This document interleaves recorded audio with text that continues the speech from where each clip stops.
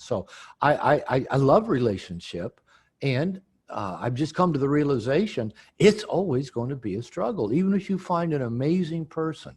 I think it was Pia Melody that said, we tend to be attracted to people who have some of the worst traits of both of our parents. Mm. So that means, you and I are doing that. We're unconsciously creating relationships with people that have the worst traits of dad, worst traits of mom.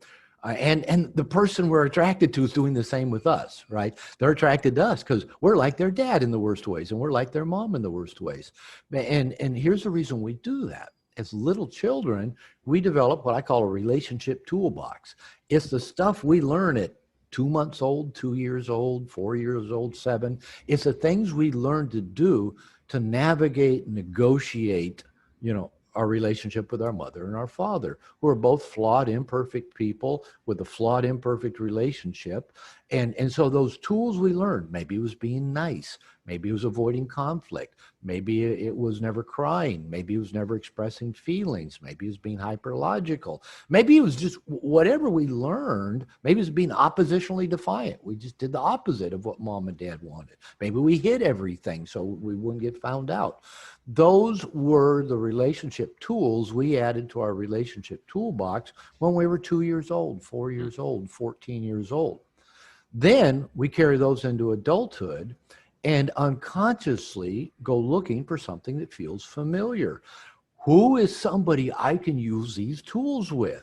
My hiding tool, my pushback tool, my keep the peace at all cost tool, my try to make them happy tool, my try to talk them through, talk them down, get them over it tool. Those are the tools we have. So we got to find people that we can use those tools with. If we find somebody that none of those tools work on, we're going to quickly lose interest and move on. That's just what we all do.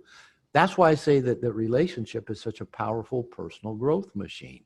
It makes us aware, hey, I'm using tools I learned at 2 years old that worked on mom's depression or worked on dad's anger or worked on my abandonment experiences, but those aren't going to work if I want a healthy, connected, intimate relationship. That's where the personal, powerful, growth machine part comes in.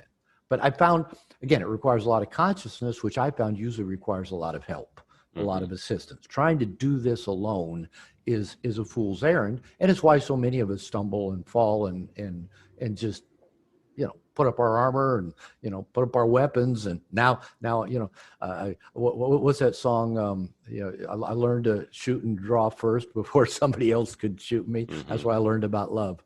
Hallelujah. Anyway, so that's the beauty of this stuff. That's the beauty of it. I mean, this feels like a therapy session. So thank you, Dr. Glover. This is really, and I'm sure a lot of people are hearing this and their minds are being blown at like, oh my God, I think about those things too. And like you were saying, and I've read a lot of this, these were survival strategies when you were a kid. And to think that we're 40, 50 years old now, we're over them is kind of, a misconception, right? Because we are wired to kind of, when somebody, the conflict avoidance, all of these things.